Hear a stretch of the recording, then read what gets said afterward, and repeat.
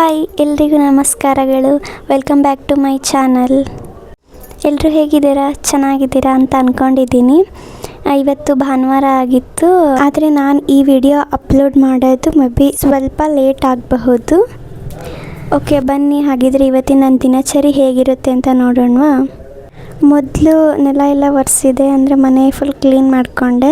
ಆದರೆ ಆ ಕ್ಲಿಪ್ಪಿಂಗ್ಸ್ ಅಣ್ಣನ ಫೋನಲ್ಲಿ ಶೂಟ್ ಮಾಡ್ಕೊಂಡಿದ್ದೆ, ಆ ಕ್ಲಿಪ್ಪಿಂಗ್ಸ್ ಹಾಕೋಕ್ಕಾಗಲಿಲ್ಲ. ಆಮೇಲೆ ಬಟ್ಟೆ ಎಲ್ಲ ಮಡಚಿದೆ. ಡೈಲಿ ಬಟ್ಟೆ ಮಡಚೋದು ತೆಗ್ದಿಡೋದು ಹೇಗಾಗುತ್ತೆ ಅಂದರೆ, ಪ್ರತಿದಿನ ನಾನು ಮಡಚಿಡೋದಕ್ಕೂ ನಮ್ಮ ಅಣ್ಣರು ಒಂದು ಬಟ್ಟೆ ತಗೊಳಕ್ಕೆ ಹೋಗಿ ಎಲ್ಲ ಬಟ್ಟೆನ ಮಡಚಿಟ್ಟಿದ್ದೆಲ್ಲ ಹಾಳು ಮಾಡಿಡ್ತಾರೆ. ಅದಕ್ಕೆ ಸಿಟ್ಟು ಬಂದು ಬೈತಾ ಇದ್ದೆ ನಾನು. ಅವರು ತಮಾಷೆ ಮಾಡ್ತಾ ರೇಗಿಸ್ತಾ ಇದ್ದರು.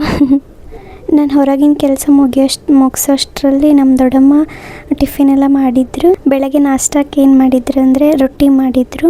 ರೊಟ್ಟಿ, ಹೀರೆಕಾಯಿ ಪಲ್ಯ, ಆಮೇಲೆ ಮುಳ್ಗಾಯಿ ಚಟ್ನಿ. ಹೀರೆಕಾಯಿ ಪಲ್ಯ ಮಾತ್ರ ನಮ್ಮ ದೊಡ್ಡಮ್ಮ ಸಖತ್ ಮಾಡ್ತಾರೆ. ರೆಸಿಪಿ ಬೇಕಾದರೆ ಕಮೆಂಟಲ್ಲಿ ತಿಳಿಸಿ. ಇಲ್ಲಿ ನಮ್ಮ ದೊಡ್ಡಮ್ಮ ರೊಟ್ಟಿ ಮಾಡ್ತಾಯಿದ್ರು, ಹಾಗೆ ಅದನ್ನೊಂದು ಕ್ಲಿಪ್ಪಿಂಗ್ಸ್ ಆ್ಯಡ್ ಮಾಡಿದೆ. ಮುಳ್ಗಾಯಿ ಚಟ್ನಿ ಈ ಥರ ಸುಟ್ಟು ಮಾಡಿದರೆ ಟೇಸ್ಟ್ ಮಾತ್ರ ಮಸ್ತಾಗಿರುತ್ತೆ. ಸುಟ್ಟು ಮಾಡಿದ್ದು ಮುಳ್ಗಾಯಿ ಚಟ್ನಿ ಚೆನ್ನಾಗಾಗುತ್ತೆ ಆ್ಯಕ್ಚುಲಿ. ನನಗೆ ಕೆಲಸ ಮಾಡೋ ಅಷ್ಟರಲ್ಲಿ ಸುಸ್ತಾಗಿತ್ತು, ಹೊಟ್ಟೆ ಹಸಿವಾಗಿಬಿಟ್ಟಿತ್ತು. ಹಾಗಾಗಿ ನಾನು ನಾಷ್ಟ ಮಾಡೋಣ ಅಂತ ಬಂದೆ. ನೋಡಿ, ಇಷ್ಟೆಲ್ಲ ಪಲ್ಯ ಡೈಲಿ ಮಾಡಲೇಬೇಕು ನಮ್ಮ ಮನೆಯಲ್ಲಿ. ಇಷ್ಟೆಲ್ಲ ಪಲ್ಯ ಇದ್ದರಷ್ಟೇ ಜಾಸ್ತಿ ರೊಟ್ಟಿ ತಿಂತಾರೆ, ಇಲ್ಲದ್ರೆ ಅಷ್ಟು ಕರೆಕ್ಟಾಗಿ ನಾಷ್ಟ ಮಾಡೋಂಗಿಲ್ಲ ಬೆಳಗ್ಗೆ. ಇಷ್ಟೆಲ್ಲ ಪಲ್ಯದ ಜೊತೆಗೆ ಸೌತೆಕಾಯಿ ಮತ್ತು ಕ್ಯಾರೆಟ್. ರೊಟ್ಟಿ, ಜೋಳದ ರೊಟ್ಟಿ ತಿಂದರೆ ಹೇಗಿರುತ್ತೆ ಅಂದರೆ ಡೈಲಿ ಬೇಗ ಹೊಟ್ಟೆ ಹಸಿವಾಗೋಂಗಿಲ್ಲ. ಜೋಳದ ರೊಟ್ಟಿ ಆರೋಗ್ಯಕ್ಕೆ ಒಳ್ಳೆಯದು. ಹಾಗಾಗಿ ನಮ್ಮ ಮನೇಲಿ ಹೆಚ್ಚಾಗಿ ಜೋಳದ ರೊಟ್ಟಿನೇ ಮಾಡ್ತಾರೆ. ನಿಮ್ಮ ಮನೇಲಿ ಯಾವ ರೊಟ್ಟಿ ಹೆಚ್ಚಾಗಿ ಮಾಡ್ತಾರೆ ಅಂತ ಕಮೆಂಟ್ ಬಾಕ್ಸಲ್ಲಿ ತಿಳಿಸಿ.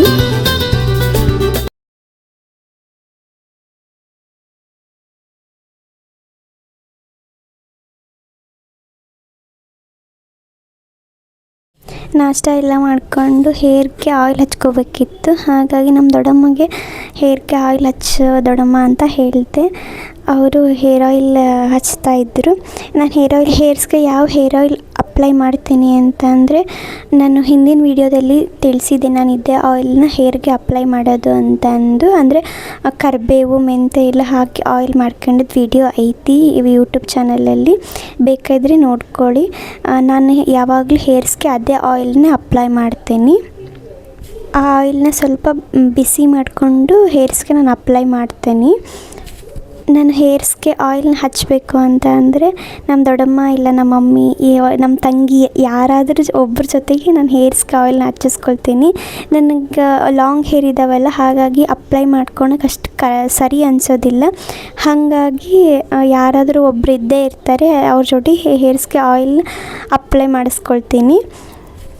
ಈ ಥರ ಕೂದಲಿಗೆ ಆಯಿಲ್ ಹಚ್ಚೋರು, ಆಮೇಲೆ ಮಸಾಜ್ ಮಾಡೋರು ಒಬ್ರು ಯಾರಾದರೂ ಇದ್ದರೆ ಅದು ಹೇರ್ಸ್ಗೆ ಆಯಿಲ್ ಹಚ್ಚಿಸ್ಕೊಳ್ಬೇಕಾದ್ರೆ ಆಗೋ ಫೀಲೇ ಬೇರೆ. ಫುಲ್ ನಿದ್ದೆ ಒಳಗಿರ್ತವೆ, ಆಮೇಲೆ ಒಂಥರ ಸಮಾಧಾನ, ತಂಪು ಅನ್ನಿಸ್ತೈತಿ. ಹೇರ್ಸ್ಗೆ ಆಯಿಲ್ ಹಚ್ಚಿಸ್ಕೊಂಡು ಮಸಾಜ್ ಮಾಡಿಕೊಂಡು ಫ್ರೆಶ್ ಅಪ್ ಆಗೋಕ್ಕೆ ಅಂತ ಹೋದೆ. ಫ್ರೆಶ್ ಅಪ್ ಆಗಿ ಬಂದು ಪೂಜೆ ಮಾಡಿದೆ. ಹೇಗಾಗುತ್ತಪ್ಪ ಅಂದರೆ, ಭಾನುವಾರ ಮನೆ ಎಲ್ಲ ಕ್ಲೀನ್ ಎಲ್ಲ ಮಾಡಿ ಫ್ರೆಶ್ ಅಪ್ ಆಗಿ ಬರೋಷ್ಟರಲ್ಲಿ ಟೈಮ್ ಆಗಿರುತ್ತೆ. ಯಾವ ಕೆಲಸ ಮಾಡೋಕ್ಕೂ ಇಂಟ್ರೆಸ್ಟ್ ಇರೋಂಗಿಲ್ಲ. ಆದರೂ ಪೂಜೆ ಮಾಡಿದೆ ನಾನು. ನಮ್ಮ ಅಣ್ಣರಿಗೆ ಮಾಡು ಅಂತ ಹೇಳಿದರೆ ಅವರು ತಮಾಷೆ ಮಾಡ್ತಾರೆ. ಭಾನುವಾರ ಇವತ್ತು ಪೂಜೆ ಮಾಡೋಂಗಿಲ್ಲ, ನಮಗೆ ರಜೆ ಅಂತಂದು ತಮಾಷೆ ಮಾಡ್ತಾರೆ.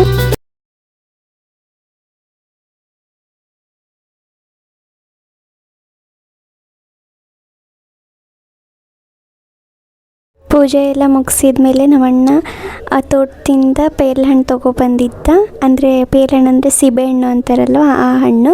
ಪೇರ್ಲೆಹಣ್ಣೆಲ್ಲ ಹೆಚ್ಕೊಂಡು ಉಪ್ಪು ಖಾರ ಹಾಕ್ಕೊಂಡು ತಿಂದರೆ ಮಸ್ತಾಗುತ್ತೆ. ನಮ್ಮಣ್ಣ ಹೆಚ್ಕೊಂಡು ಉಪ್ಪು ಖಾರ ಹಾಕ್ಕೊಂಡು ತೊಗೊಂಬ ಅಂತ ಹೇಳಿದ್ದ. ಹಾಗಾಗಿ ತೊಳೆದು ತೊಗೊಂಡು ಹೊಂಟಿದ್ದೆ. ಪೇರ್ಲೆಹಣ್ಣು ಹೆಚ್ಚುತ್ತಾ ಇದ್ದೆ. ಅದರಲ್ಲಿ ಪೇರ್ಲೆಹಣ್ಣಲ್ಲಿ ಒಂದು ಪೇರ್ಲೆಹಣ್ಣು ಸ್ವಲ್ಪ ಕಾಯಿ ಇತ್ತು, ಹಾಗಾಗಿ ಅದು ಹೆಚ್ಚಕ್ಕೆ ಬರ್ತಿಲ್ಲ. ಆದರೂ ಸ್ವಲ್ಪ ಕಷ್ಟಪಟ್ಟು ಹೆಚ್ಚಿದೆ. ನಮ್ಮ ಅಣ್ಣಗೆ ವೀಡಿಯೋ ಮಾಡೋಣ ಅಂತ ಕೊಟ್ಟರೆ, ನೋಡಿ ಈ ಥರ ವೀಡಿಯೋ ಮಾಡಿಕೊಟ್ಟ. ಹೇಳ್ತಾನೆ ಇದನ್ನು ಕರೆಕ್ಟಾಗಿ ವೀಡಿಯೋ ಮಾಡಿಕೊಡು ಅಂತ ಅಂದೆ, ಆದರೆ ಇಷ್ಟು ಒಂದು ಲೆವೆಲಿಗೆ ಮಾಡಿಕೊಟ್ಟಿದ್ದಾನೆ. ಇಬ್ಬರು ಸೇರಿ ಹಣ್ಣು ಪೇರ್ಲೆಹಣ್ಣು ತಿಂದ್ವಿ. ನೋಡಿ ಈ ಕಡೆ ನೋಡು ನನ್ನ ಯೂಟ್ಯೂಬ್ ಚಾನಲಿಗೆ ಹಾಯ್ ಹೇಳು, ನನ್ನ ಸಬ್ಸ್ಕ್ರೈಬರ್ಸಿಗೆಲ್ಲ ಹಾಯ್ ಹೇಳು ಅಂತ ಅಂದರೆ ಅವನು ತಮಾಷೆ ಮಾಡ್ತಾಯಿದ್ದ. ನನ್ನ ಫ್ರೆಶ್ ಅಪ್ ಆಗಿಲ್ಲ ಏನಿಲ್ಲ, ಬೇಡ ತೋರಿಸ್ಬೇಡ ಅಂತಂದು ಹೇಳ್ತಾ ಇದ್ದ. ನಾನೇ ತೋರಿಸಿದೆ, ಆದರೆ ಪರವಾಗಿಲ್ಲ ಬಾರೋ ಏನಾಗಲ್ಲ ಅಂತಂದು ಹೇಳಿ ಇಬ್ಬರು ಸೇರಿ ಪೇರ್ಲೆಂಟ್ ತಿಂದು ಮುಗಿಸಿದ್ವಿ. ಇದು ಸೋಮವಾರದ ವ್ಲಾಗ್ ಆಗಿರುತ್ತೆ, ಅಂದರೆ ಭಾನುವಾರದ ವ್ಲಾಗ್ನೇ ಕಂಟಿನ್ಯೂ ಮಾಡ್ತಾ ಇದ್ದೀನಿ. ಸೋಮವಾರ ಅಲ್ವಾ ಕಾಲೇಜಿಗೆ ಹೋಗಬೇಕಿತ್ತು, ಬಟ್ಟೆ ಎಲ್ಲ ಕಾಲೇಜ್ ಬಟ್ಟೆ ಐರನ್ ಮಾಡ್ಕೋಬೇಕಿತ್ತು. ಕಾಲೇಜ್ ಬಟ್ಟೆ ಎಲ್ಲ ಐರನ್ ಮಾಡಿಕೊಂಡೆ. ಐರನ್ ಎಲ್ಲ ಮಾಡಿ ಮುಗಿಸಿದ ಮೇಲೆ ಮತ್ತು ಸೋಮವಾರ ಅಲ್ವಾ ಮನೆಯೆಲ್ಲ ಕ್ಲೀನ್ ಮಾಡಬೇಕಿತ್ತು, ಅಂದರೆ ನೆಲ ಒರೆಸ್ಬೇಕಿತ್ತು. ಹಾಗಾಗಿ ನೆಲ ಒರೆಸಿದೆ. ನಮ್ಮ ಮನೇಲಿ ಹೇಗಪ್ಪ ಅಂದರೆ ಪ್ರತಿನಿತ್ಯ ನಾವು ನೆಲ ಒರೆಸ್ತೀವಿ, ಅಂದರೆ ಮನೆಯಲ್ಲಿ ಭಾಳ ಜನ ಇದ್ದಾವೆ. ಹಾಗಾಗಿ ಡೈಲಿ ನೆಲ ಒರೆಸ್ತೀವಿ, ಅದೇನೋ ಸರಿ ಅನ್ಸಂಗಿಲ್ಲ. ಹಾಗಾಗಿ ಪ್ರತಿನಿತ್ಯ ನಾನು ನೆಲ ಒರೆಸ್ತೀನಿ.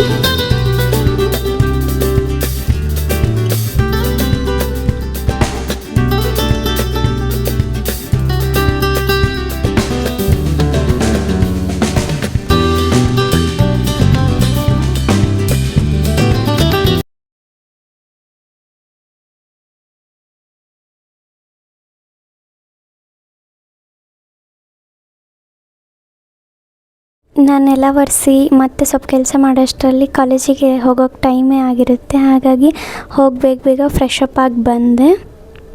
ಫ್ರೆಶ್ ಅಪ್ ಆಗಿ ಬಂದು ಪೂಜೆ ಮಾಡೋಕ್ಕೆ ಅಂತ ಹೋದೆ.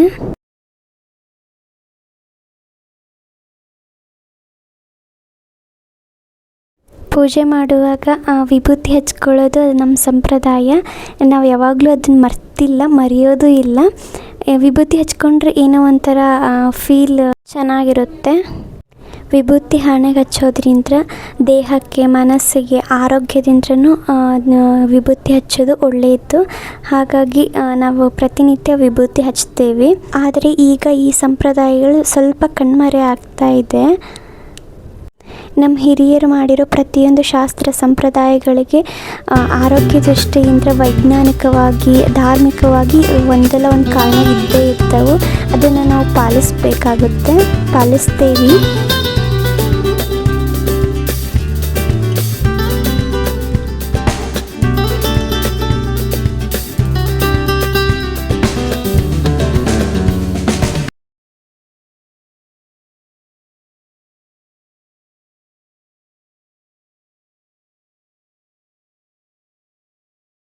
ಪೂಜೆ ಎಲ್ಲ ಮುಗಿಸಿ ಕಾಲೇಜಿಗೆ ಹೋಗೋಕ್ಕೆ ಅಂತ ರೆಡಿ ಆಗ್ತಾಯಿದ್ದೆ.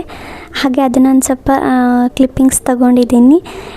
ನಾನು ಕಾಲೇಜಿಗೆ ಯಾವ ಥರ ಸಿಂಪಲ್ಲಾಗಿ ರೆಡಿಯಾಗಿ ಹೋಗ್ತೀನಿ ಅಂತ ನಿಮಗೆ ತೋರಿಸ್ತೀನಿ ನೋಡಿ. ನಾನು ಇಷ್ಟೇ ಸಿಂಪಲ್ಲಾಗಿ ಹೇರ್ ಸ್ಟೈಲ್ ಮಾಡ್ಕೊತೀನಿ. ಈ ಥರ ಹೇರ್ ಸ್ಟೈಲ್ ಮಾಡ್ಕೊಳಕ್ಕೆ ಒಂದು ಕಾರಣ ಇದೆ. ಏನಪ್ಪ ಕಾರಣ ಅಂದರೆ ನಾನು ಫ್ರಂಟ್ ಕಟ್ ಮಾಡಿಸಿದ್ದೆ. ಫ್ರಂಟ್ ಕಟ್ ಕಾಲೇಜಿಗೆಲ್ಲ ಥರ ಮಾಡ್ಕೊಂಡು ಹೋದರೆ ಸರಿ ಅನ್ಸಂಗಿಲ್ಲ ಅಂತಂದು ಈ ಥರ ಹೇರ್ ಸ್ಟೈಲ್ ಮಾಡ್ಕೊಳ್ತಾ ಇದ್ದೀನಿ.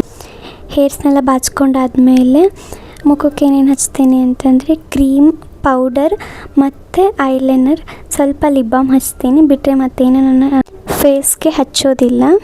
ಹೇಗೆ ಕಾಣ್ತಾ ಇದ್ದೀನಿ ಅಂತ ಕಮೆಂಟ್ ಬಾಕ್ಸಲ್ಲಿ ತಿಳಿಸಿ. ರೆಡಿಯಾಗಿ ಟಿಫಿನ್ ಮಾಡ್ತಾಯಿದ್ದೆ. ಟಿಫಿನ್ಗೆ ನಮ್ಮ ದೊಡ್ಡಮ್ಮ ದೋಸೆ ಮಾಡಿದ್ರು. ಟಿಫಿನ್ ಮಾಡಿಕೊಂಡು ಕಾಲೇಜಿಗೆ ಹೊಂಟಿದ್ದೆ. ನಮ್ಮಣ್ಣ ಬಸ್ ಸ್ಟ್ಯಾಂಡ್ ತನಕ ಬರ್ತೀನಿ ಅಂತ ಅಂದ. ಹಾಗಾಗಿ ಅವನಿಗೋಸ್ಕರ ವೆಯ್ಟ್ ಮಾಡ್ತಾಯಿದ್ದೆ. ಆಮೇಲೆ ಅವ್ನು ಬಸ್ ಸ್ಟ್ಯಾಂಡ್ ತನಕ ನನಗೆ ಡ್ರಾಪ್ ಕೊಟ್ಟ. ನೋಡಿ, ಇವರೆಲ್ಲ ನನ್ನ ಫ್ರೆಂಡ್ಸು, ಡಿಗ್ರಿ ಫ್ರೆಂಡ್ಸ್ ಎಲ್ಲರೂ ಇವರು. ಇವ್ರ ಜೊತೆ ಎಲ್ಲ ಇನ್ನು ನಾನು ಕಳೆಯೋ ಟೈಮ್ 1 ತಿಂಗಳಷ್ಟೇ. ಆದರೂ ಸ್ವಲ್ಪ ಬೇಜಾರು ಅನ್ನಿಸ್ತೆ. ಆದರೆ ಪರವಾಗಿಲ್ಲ, ಮುಂದೆ ಸಾಗೋದು ಜೀವನ ಅಲ್ವಾ ಅಂದ್ಕೊಂಡು ಸುಮ್ಮನೆ ಆಗಿಬಿಡ್ತೀವಿ. ಫ್ರೆಂಡ್ಸ್ ಎಲ್ಲ ಒಟ್ಟಿಗೆ ಇದ್ದರೆ ಟೈಮ್ ಹೋಗೋದೇ ಗೊತ್ತಾಗೋದಿಲ್ಲ. ಒಬ್ರನ್ನೊಬ್ಬರನ್ನ ರೇಗಿಸ್ತಾ ತಮಾಷೆ ಮಾಡ್ತಾ ಒಂಥರ ಟೈಮ್ ಅವ್ರ ಜೊತೆ ಕಳೆಯುವ ಟೈಮ್ ಮಸ್ತ್ ಚೆನ್ನಾಗಿರುತ್ತೆ. ಇವತ್ತು ಕಾಲೇಜಲ್ಲಿ ಫಂಕ್ಷನ್ ಇತ್ತು. ಹಾಗಾಗಿ ಫಂಕ್ಷನ್ ಹಾಲಿಗೆ ಬಂದಿದ್ವಿ ಎಲ್ಲರೂ, ನನ್ನ ಫ್ರೆಂಡ್ಸ್ ಎಲ್ಲ ಸೇರಿಕೊಂಡು. ನಮ್ಮ ಕಾಲೇಜಲ್ಲಿ ಕಾಂಪಿಟೇಷನ್ಸ್ ಇತ್ತು. ಅದರಲ್ಲಿ ಶಾರ್ಟ್ ಮೂವಿ ಇತ್ತು. ನಮ್ಮ ಜೂನಿಯರ್ಸ್ ತಮ್ಮರು ಶಾರ್ಟ್ ಮೂವಿ ತೆಗಿತಾ ಇದ್ರಂತೆ. ಹಾಗಾಗಿ ಮೈಕ್ ತಗೊಂಡು ಹೋಗಿದ್ದೆ ಅವ್ರಿಗೆ ಕೊಡೋಣ ಅಂತಂದು. ನನ್ನ ಫ್ರೆಂಡ್ಸು ಕೊಡು ಇಲ್ಲಿ ಮೈಕ್ ಹೇಗಿದೆ ನಾವು ನೋಡ್ತೀವಿ ಅಂತಂದು ಇಸ್ಕೊಂಡು ಅದರಲ್ಲಿ ಮೈಕ್ನಲ್ಲಿ ಮಾತಾಡ್ತಾ ಇದ್ರು. ಫಂಕ್ಷನ್ ಸ್ಟಾರ್ಟ್ ಆಗೋದಕ್ಕಿಂತ ಮುಂಚೆ ಎಲ್ಲರೂ ಸೇರಿ ಸಾಂಗ್ ಹೇಳಿದ್ವಿ. ಹಾಗೆ ಕೂತ್ಕೊಂಡು ನಗ್ತಾ ಇದ್ವಿ, ತಮಾಷೆ ಮಾಡ್ತಾಯಿದ್ವಿ. ಫಂಕ್ಷನ್ ಸ್ಟಾರ್ಟ್ ಆಯ್ತು ನೋಡಿ, ಎಲ್ಲರೂ ಹೇಗೆ ಗಂಭೀರವಾಗಿ ಕೂತ್ಕೊಂಡಿದ್ದಾರೆ ಅಂತಂದು. ಕಾಲೇಜ್ನಲ್ಲಿ ಏನು ಫಂಕ್ಷನ್ ಇತ್ತು ಅಂತಂದರೆ ವಚನ ಸಾಹಿತ್ಯದಲ್ಲಿ ಮಹಿಳೆಯರ ಪಾತ್ರ, ಅದರ ಉಪನ್ಯಾಸ ಇತ್ತು. ಫಂಕ್ಷನ್ನು ಸ್ಟಾರ್ಟ್ ಆಯಿತು. ಇವರು ನಮ್ಮ ಸರ್ ಶಂಕರಪ್ಪ ಸರ್ ಅಂತಂದು ಇವರೇ ಫಂಕ್ಷನಿನ ನಿರೂಪಣೆಯನ್ನು ಮಾಡಿದರು. ಅವರು ನಿರೂಪಣೆ ಮಾಡಿದ್ದು ಒಂದು ಕ್ಲಿಪ್ಪಿಂಗ್ಸ್ ಹಾಕ್ತೀನಿ ನೋಡಿ.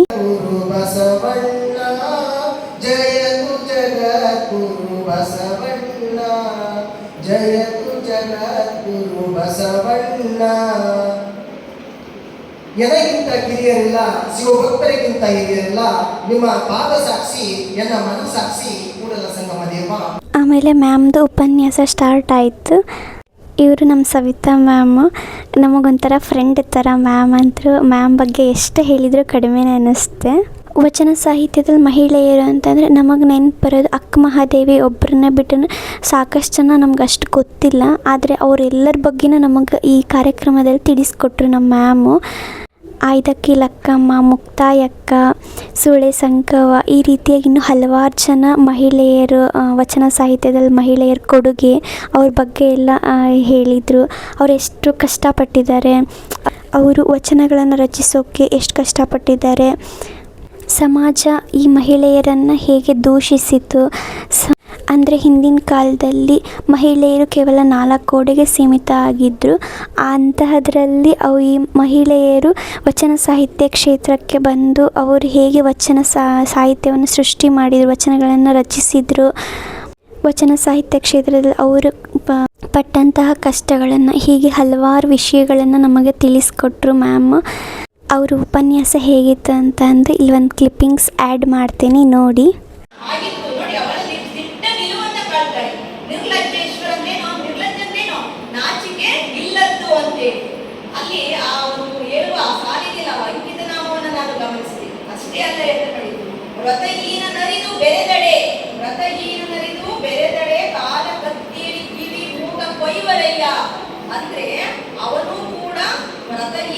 ಮ್ಯಾಮ್ದು ಉಪನ್ಯಾಸ ಮುಗಿದ ಮೇಲೆ ನಮ್ಮ ಕೃಷ್ಣಮೂರ್ತಿ ಸರ್ ವಚನ ಸಾಹಿತ್ಯದ ಬಗ್ಗೆ ತಮ್ಮ ಅನಿಸಿಕೆಗಳನ್ನು ಮಾತಾಡಿದರು.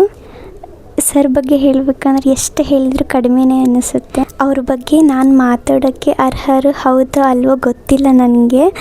ಸರ್ ಅಂದರೆ ನಮಗೆ ತಕ್ಷಣ ನೆನಪಾಗೋದು ಸಾಹಿತ್ಯ ಕ್ಷೇತ್ರ. ಎಲ್ಲ ಕ್ಷೇತ್ರದಲ್ಲಿ ಅವರು ತೊಡಗಿಸ್ಕೊಳ್ತಾರೆ. ಅವರನ್ನೇ ಅಷ್ಟೇ ಅಲ್ಲದೆ ನಮ್ಮನ್ನು ಆ ಕ್ಷೇತ್ರದಲ್ಲಿ ತೊಡಗಿಸೋ ಹಾಗೆ ಮಾಡ್ತಾರೆ.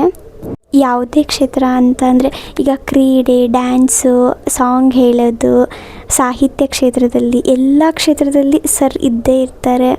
ಸರಿಂದ ನಾವು ಸ್ವಲ್ಪ ಕಲ್ತಿದ್ದೀವಿ, ಆದರೆ ಇನ್ನೂ ಸಾಕಷ್ಟಿದೆ ಕಲಿಯೋದು. ನಾನು ಅವ್ರಿಗೆ ಒಂದು ಹೇಳೋಕ್ಕೆ ಇಷ್ಟಪಡ್ತೀನಿ, ಸರ್ ಥ್ಯಾಂಕ್ ಯು ಸರ್. ನಾವು ಹೇಗಿದ್ವಿಪ್ಪ ಅಂದರೆ ಕೇವಲ ಓದೋಕ್ಕೆ ಅಷ್ಟೇ ಸೀಮಿತ ಆಗಿದ್ವಿ. ನಮ್ಮನ್ನು ಎಲ್ಲ ಕ್ಷೇತ್ರಗಳಲ್ಲಿ ತೊಡಗಿಸ್ಕೊಳ್ಳೋ ಹಾಗೆ ಮಾಡಿದ್ದೀರಾ ಸರ್.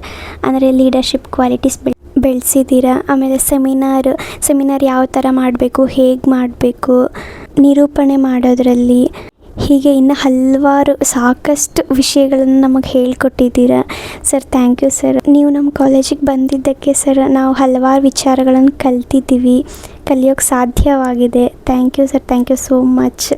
ಫಂಕ್ಷನ್ ಎಲ್ಲ ಮುಗಿದ್ಮೇಲೆ ಎಲ್ಲರೂ ಮನೆಗೆ ಹೋದರು. ನಮ್ಮ ಫ್ರೆಂಡ್ಸ್ ನೋಡಿ ಇಲ್ಲಿ ಏನು ಮಾಡ್ತಿದ್ದಾರೆ ಅಂತ. ಫಂಕ್ಷನ್ ಮುಗಿದ್ಮೇಲೆ ನಾವೇ ನಮ್ಮ ಗ್ರೂಪ್ ಅಷ್ಟೇ ಇದ್ದಿದ್ದು ಫಂಕ್ಷನ್ ಹಾಲ್ನಲ್ಲಿ. ಅಲ್ಲೊಂದು ಗಿಫ್ಟ್ ಹ್ಯಾಂಪರ್ ಇತ್ತು, ಸ್ವಾಮೀಜಿ ಕೊಡಬೇಕು ಅಂತ ತೊಗೊಬಂದಿದ್ರು. ಆದರೆ ಸ್ವಾಮೀಜಿ ಬರದೇ ಇರೋದಕ್ಕೆ ಅದನ್ನು ಹಾಗೆ ಇಟ್ಟಿದ್ರು.